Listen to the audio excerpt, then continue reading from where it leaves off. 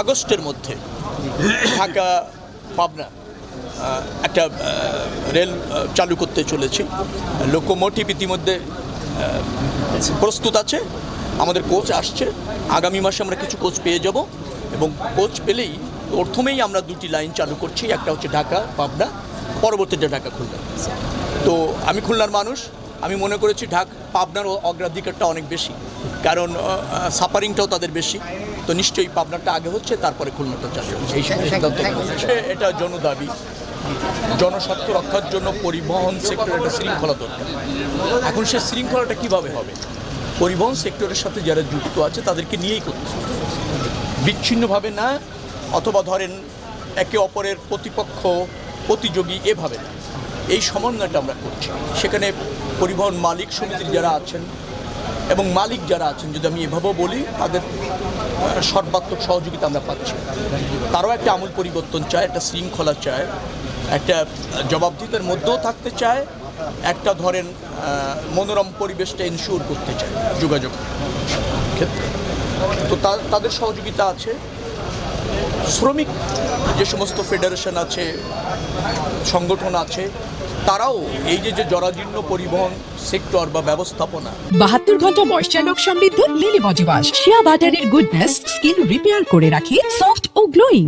স্বেচ্ছাচারী ব্যবস্থাপনা, বিশৃঙ্খল ব্যবস্থাপনা, তার থেকে তারাও উত্তরণ চায়।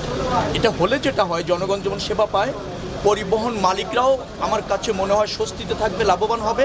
পরিবহন শ্রমিকরাও কিন্তু তাদের জীবনযাত্রার মানের উন্নয়ন হবে, পরিবর্তন হবে।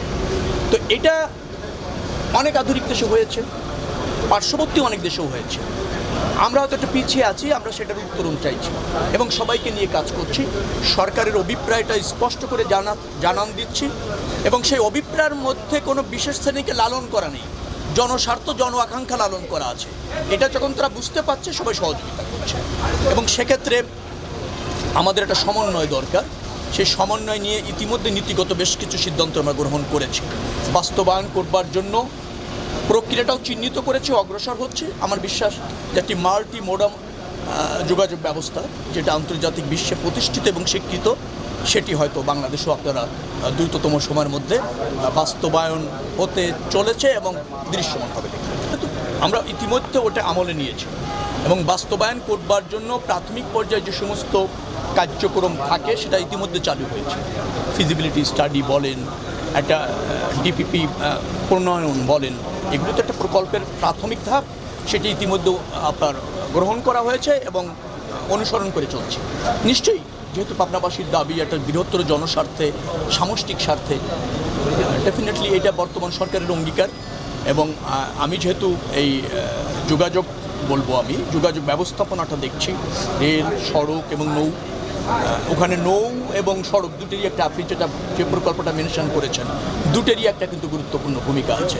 তো সেটা সমন্বয় করে ইতিমধ্যে আমরা ওটা অগ্রসর হচ্ছি।